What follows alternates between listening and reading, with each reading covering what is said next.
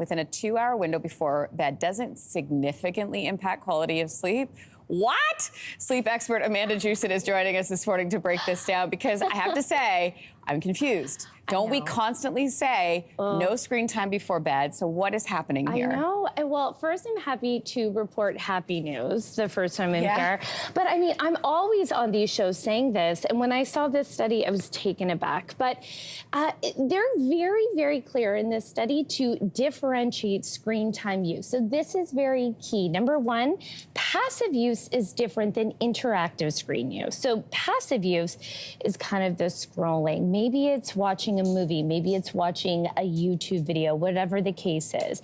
Now, we found that passive use was associated with 4 minutes less of sleep per 10 minutes of content. Okay, hold on. I got to think of this. Say that again. So passive use. Yep. So that's things like watching a show. Maybe does that mean scrolling though?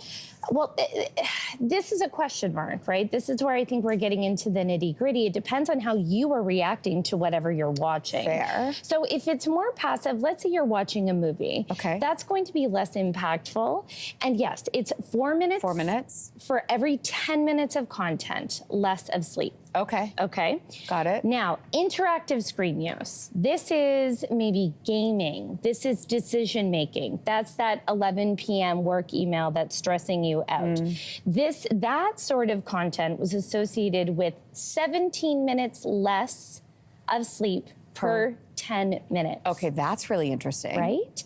And this is what I really like. Yeah. So this study is so granular. It looks at people and where they are as well. So this was content consumed in bed, meaning that this study is looking at not only the type of screen use, but where you are and its proximity to when you are sleeping. There's so many factors at play. I know. I know. This is your life. You talk about sleep. You study. This is your life. It is. You study sleep. So are you...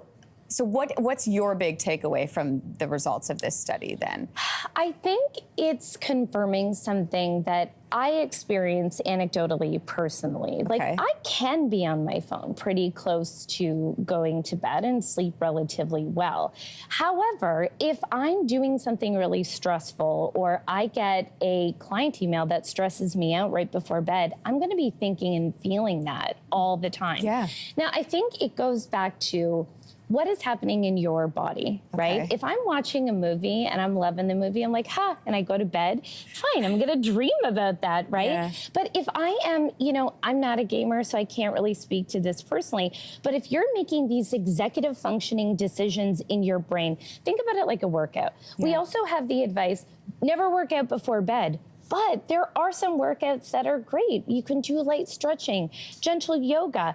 Your body takes less time to recover from that, right? Same with your brain. But if you're doing the full HIIT workout, it's gonna take you a while to come down. Same with these big cognitive functioning activities. It takes your brain, although you don't feel it, it takes your brain time to recover. And that is what I think that this study is showing. And I believe it. Interesting. Yeah. And you believe it. I do. Because this study was conducted between 11 and 14-year-olds. So obviously we're thinking the takeaway could be the same for us, right? Adults? Totally. So these are older, we're getting into the adolescent age. And honestly, this is one study. I should say we shouldn't all just run out and be in our phones.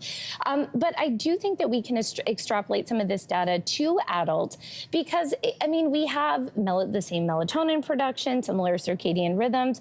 So until further research is conducted, and I would argue we need further research on adults, we can kind of take this not with a grain of salt, but maybe as interesting starting point almost. Exactly. Yeah, you really have to self-reflect and know yourself and how your body's reaction. Exactly. Great takeaway. Amanda, great to see you as always. My pleasure. If you liked that video, make sure to subscribe to the